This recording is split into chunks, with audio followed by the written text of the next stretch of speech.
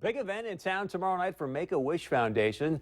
Joining us tonight is the president and CEO of Make-A-Wish America, Mr. David Williams. Also, Billie Jo Zielinski. She's the president and CEO here in the North Dakota chapter. And to both of you, thank you so much for being here. Welcome back to North Dakota. It's your second time, you said. It is. It's great to be back. Welcome back. Yeah. So let's talk about, I think a lot of people hear about Make-A-Wish. You see some of the very heartwarming stories, but talk more specifically about the mission and how it works. Sure. Well, you know, every year in the United States, about 27,000 kids are diagnosed with a life-threatening medical condition.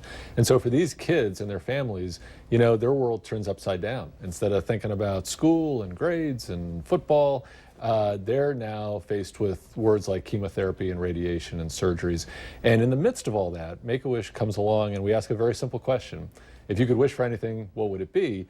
And while it's simple, the impact that it has on that family and that child is just remarkable, because all of a sudden that child thinks about something besides their illness. All of a sudden the family kind of comes together, because one of our core principles is that the entire family is involved in that wish being granted. And it gives kids hope, it gives families strength. And last year we did it 15,000 times. A wish was granted somewhere in the United States every 35 minutes. And one of the best chapters we have in the country is right here in North Dakota. Thanks to the leadership of Billie Jo. We'll get to you in just a moment. But, you know, I've got to imagine that you've obviously seen a lot of wishes come true. I'm curious, just from a heart standpoint, which is one or two Make-A-Wish stories you go, wow, that really tugged at my heartstrings? Sure. Well, I'll tell you two quick ones. First, I think, is the very first one. A little boy who had leukemia in 1980. There was no organization at the time, but he had a favorite TV show. Some of your viewers may remember a show called Chips. Oh, yeah. And so he loved that show. And when he grew up, he was going to be a police officer. Well, a group of volunteers got together and they sewed a uniform, and he got to ride in a helicopter and motorcycle and a car. And unfortunately, a couple days later, he passed away. But fortunately, those volunteers said, you know, we should try to do something for kids just like Chris. And that was 35 years ago.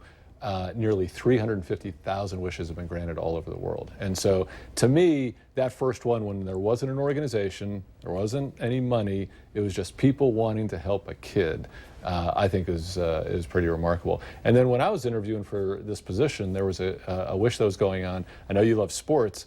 There was a young girl in Charlotte, North Carolina, a good friend with one of the players of the Carolina Panthers.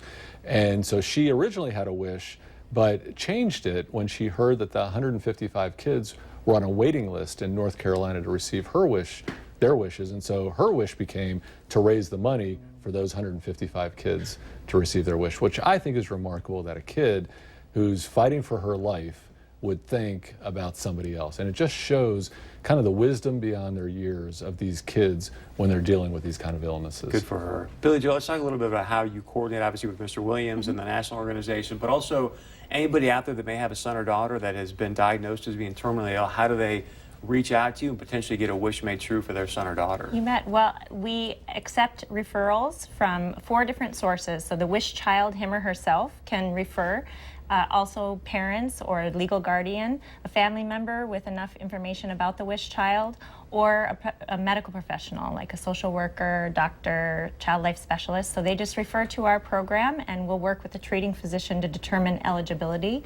We serve between 2.5 and 18 years of age, and they have a condition that is life-threatening, malignant or degenerative, that puts the child's life in jeopardy, and not had a wish from another wish-granting organization, which in North Dakota, we're Make-A-Wish is the one wish-granting organization. And I was just going to say, if I may, one thing, that whole giving back, we're seeing a lot of wishes about giving back. And as you may recall, we had a little boy, Keaton, whose wish was to be Santa Claus and to deliver cookies, candy, milk, and toys to kids in the hospital.